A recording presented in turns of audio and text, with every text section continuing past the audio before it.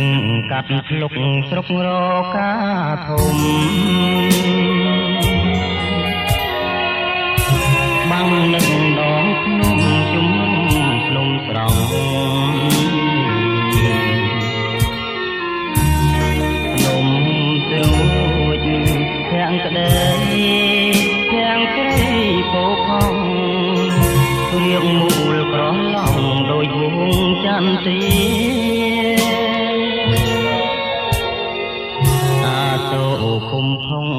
នងដួងចិត្តញាតម្ចាំងជីវិតបេះដូងសង្សារភ្នំកោបភ្នំកង់ជ្រុងឃ្លាំងស្នេហាគេងចិត្តប្រាថ្នាចងពៀនមេត្រីអោស្ទឹងកាត់ភ្លុកមកតែវិលវិញមករៀមទុនទិញតែឈ្មោះស្រងស្រី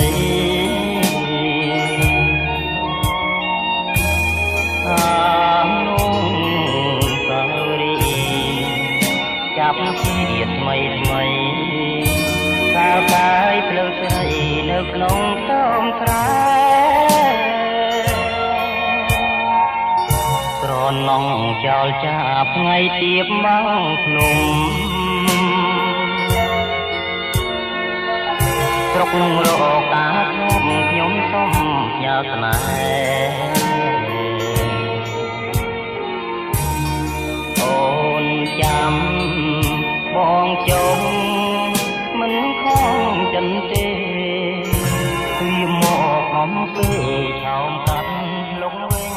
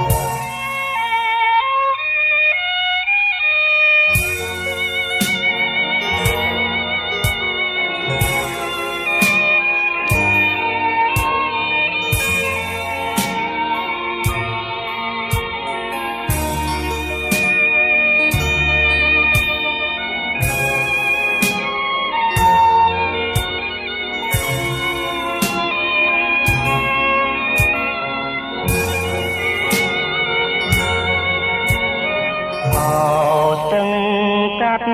ភ្លុកមកតែវិលវិញមករៀមទុនទិញតែឈ្មោះស្រងស្រី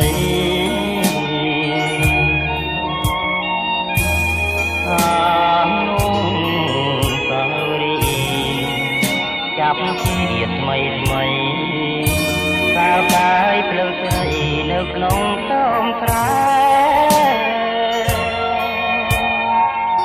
ត្រឡងចោលចាប់ថ្ងៃទៀបមកភ្នំស្រុករកាធំខ្ញុំសុំផ្ញើស្នេហ៍អូនចាំបងចងមិនខំចិនទេពីមកបំពេឆោមកាត់លុកវិញ